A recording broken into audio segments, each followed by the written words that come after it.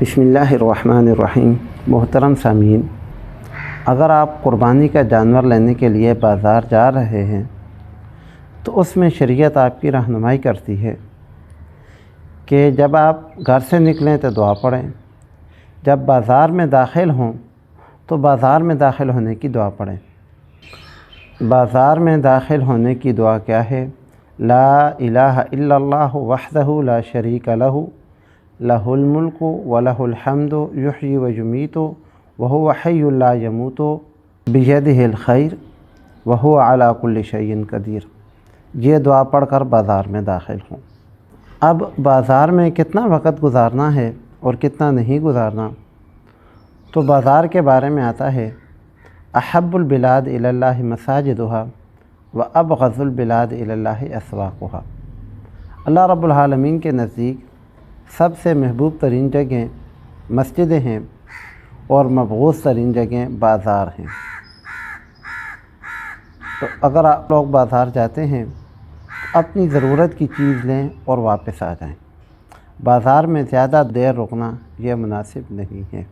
خواہ مخواہ جو ہے بازار میں گھومنا اور جو چیز نہیں خریدنی اس کا جو ہے مول بھاؤ کرنا یہ بھی مناسب نہیں ہے۔ خریداری کے لیے شریعت نے 24 گھنٹے رکھے ہیں، جب آپ چاہیں خریداری کر سکتے ہیں، لیکن اس میں تھوڑا سا ضابطہ اخلاق ہے۔ وہ یہ ہے کہ اگر آپ جمعے والے دن قربانی کا جانور یا کوئی اور چیز خریدنا چاہتے ہیں تو اگر وہ جمعے کی نماز سے آپ لوگوں نے پہلے خریدنے کے لیے بازار جانا ہے تو کوشش کریں کہ پہلی اذان سے پہلے خرید لیں، کیونکہ پہلی اذان کے بعد خرید و فروخت یہ مکروہ ہو جاتی ہے۔ پہلی اذان سے پہلے آپ نے جو بھی خریدنا ہے وہ خرید کر آپ واپس آ جائیں،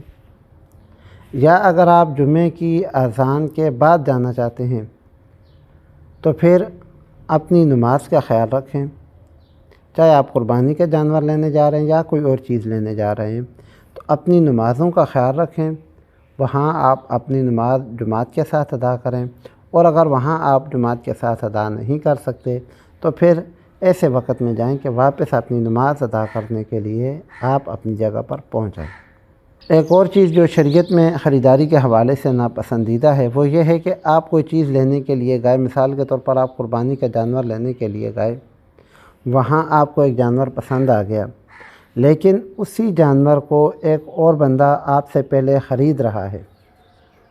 اور عین ممکن ہے کہ ان دونوں کا سودا آپس میں طے ہو جائے گا، تو آپ لوگوں کے لیے یہ جائز نہیں ہے کہ آپ ان لوگوں کے سودے کو خراب کریں یا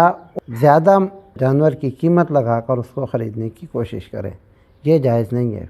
بلکہ جن دونوں کا سودا ہو رہا ہے ان کو ہونے دیں، اگر ہو جائے تو اس کے حق میں دعا کریں، اللہ رب العالمین جو ہے خریدنے والے کی قربانی قبول فرمائے اور بیچنے والے نے یہ جو قیمت لی ہے اللہ رب العالمین اس کو اس میں برکت عطا فرمائے۔ اگر ان کا سودا نہیں ہوتا، وہ بندہ چلا جاتا ہے، پھر تو خریدنی جائز ہے، لیکن اگر سودا چل رہا ہے اور بیچ میں آپ نے اپنا سودا کرنے کی کوشش کی تو شریعت کی نظر میں یہ پسندیدہ نہیں ہے، یہ جائز نہیں ہے۔ قربانی کے لیے ایسا جانور خریدنا کہ قرائن سے معلوم ہو رہا ہو کہ یہ جانور چوری کا ہے، تو ایسا جانور خریدنا بھی جائز نہیں ہے۔ مثال کے طور پر ایک گائے ہے یا بیل ہے جس کی عام طور پر مارکیٹ ریٹ جو ہے یا منڈی میں جو ہے اس طرح کا جانور اس کا ریٹ 1.5 لاکھ پونے 2 لاکھ روپے ہے، ایک بندہ آپ کو آ کر کہتا ہے کہ جی یہ میرا جانور لے لو، 80,000 روپے دے دو، تو اب آدھی قیمت پر دینا یہ تو کوئی دانش مندی نہیں ہے، یا کوئی اور ایسا قرینہ ہے، کوئی اور ایسی مطلب آپ کے ذہن میں بات آ رہی ہے کہ ہو سکتا ہے یہ جانور چوری کا ہو، تو ایسے جانور کو خریدنا جائز نہیں ہے۔ خریدار کے لیے شریعت نے کچھ رہنما اصول رکھے ہیں، ان اصولوں کا خیال کرتے ہوئے جانور خریدیں تاکہ اللہ رب العالمین اس میں برکت ڈالیں اور اللہ رب العالمین آپ کے مال میں اور آپ کی روزی میں بھی برکت عطا فرمائیں۔ وہ اصول کیا ہیں؟ نمبر 1 یہ ہے کہ اگر آپ نے جانور یا کوئی چیز خریدنی نہیں ہے تو خواہ مخواہ اس کے دام نہ لگائیں۔ نمبر 2 یہ ہے کہ اگر آپ کوئی چیز خریدنا چاہتے ہیں یا بیچنا چاہتے ہیں تو اس میں جھوٹ نہ بولیں جھوٹی قسمیں نہ کھائیں، یہ نہ کہیں کہ جی ہمارے پاس پیسے ہی اتنے ہیں، یا اگر آپ بیچنے والے ہیں تو نہیں جی میں اتنے میں بیچوں گا تو مجھے نقصان ہوگا، اور وہ نقصان ہو نہ رہا ہو، تو ایسا جو جھوٹ ہے نہ خریدنے والا بولے نہ جو ہے بیچنے والا بولے۔ صحیح سچ کے ساتھ سودا کریں، اور خریدنے والا بھی سچ بولے، لینے والا بھی سچ بولے۔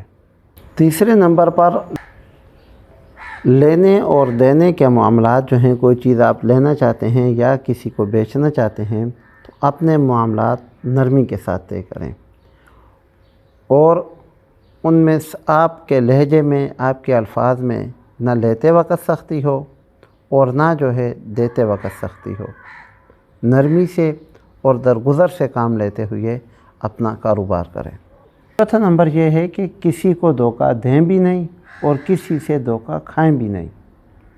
پانچویں نمبر پر یہ ہے کہ ناحق کسی کا دوسرے کا مال جا کر نہ بیچیں، اپنا مال بیچیں، کسی دوسرے کی چیز آپ لوگوں کو بیچنے کا اختیار نہیں ہے۔ اور چھٹے نمبر پر یہ ہے کہ اگر آپ نے کسی سے کوئی چیز خریدنے کے بعد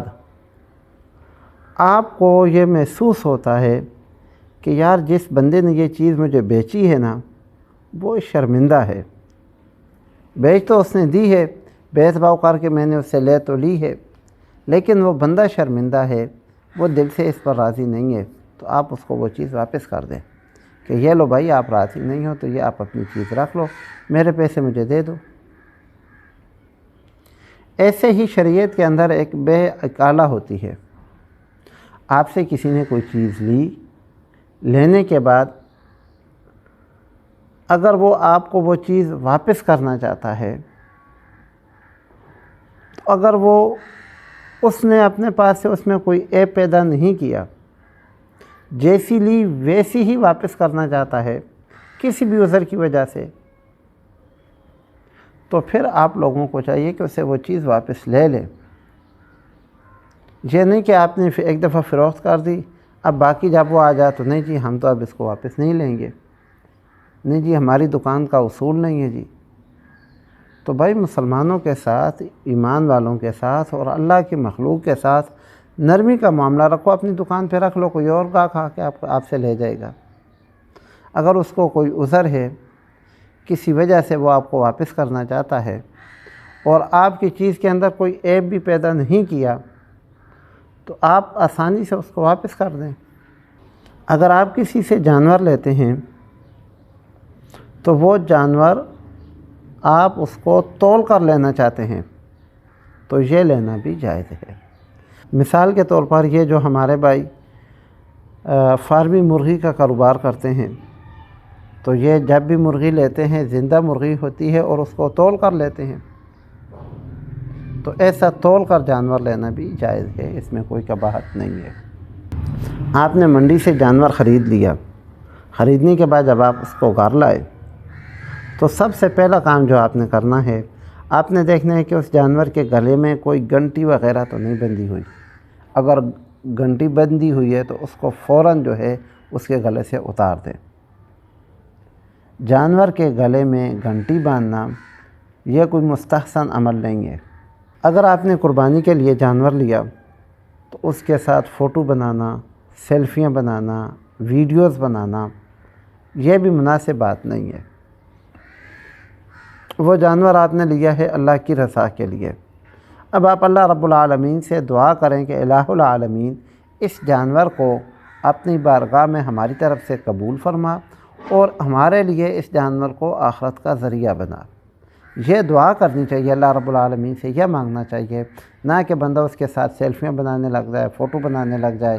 یا یہ ہے کہ اس کی ویڈیوز بنانے لگ جائے۔ وہ اللہ کی رضا کے لیے ویڈیوز بنانے کے لیے نہیں ہے۔